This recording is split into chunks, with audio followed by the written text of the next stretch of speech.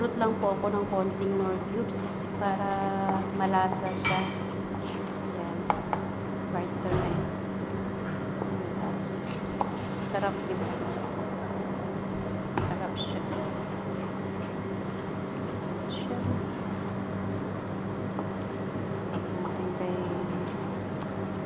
Mahirap talaga maghanda po ng pagkain kapag alam mo maraming bawal, di ba? Talaga namang kailangan natin i-ano natin yan. Yan, okay na siya guys, di ba? Sarap. Consistent siya. Pahinain natin yung apoy. Yan. I-add natin yung ating 1 cup of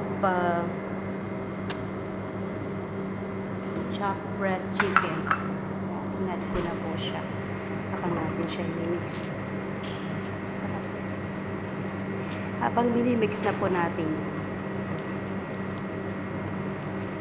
Sarap. Ako'y nagugutom. Pati talaga ako'y nagugutom. Diba? Yan, mix natin together. And i-add natin yung ating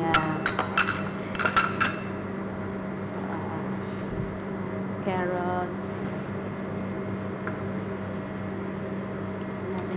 And meron ako ditong mushroom and capsicum. Yan, i-add natin siya lahat, guys, para masarap. Tsaka sarap. Add together lang po. Yummy yan. Pero may mahina po tayo ha, nakasalang pa rin yan. Low fire lang po tayo.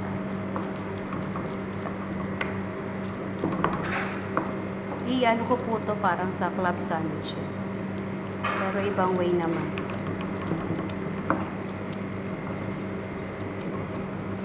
Hindi ko na po siya nilagyan ng ano. Depende po sa inyo kung lalagyan nyo ng black pepper. Kasi ito bawal sa aking alaga. May ilang apoy lang po. Tikman natin. Masarap. Bawal din kasi sa kanya yung cheese ngayon. Yan ang sabi ng kanyang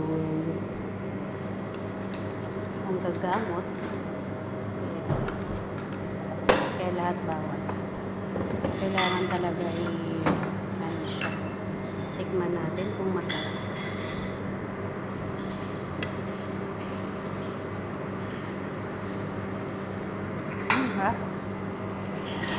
Ang sarap niya, promise.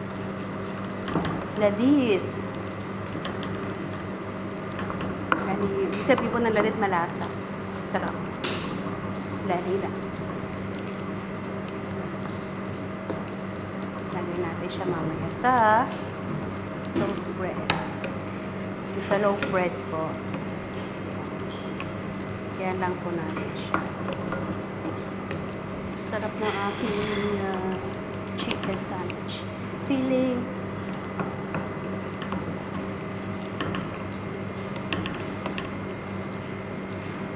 yummy.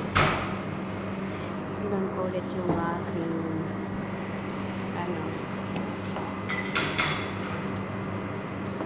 para maluto yung ating veggies and capsicum.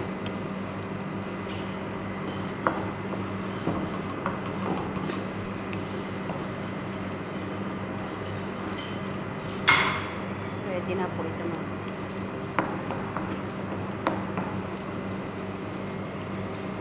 Mamaya po ipakita ko sa inyo kung paano ko gawin yan. On a loaf bread.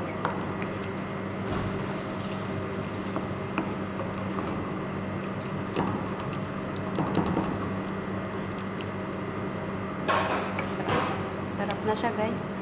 Natikman ko, masarap. Promise masarap. Very simple dinner for today. Mamaya po ulit.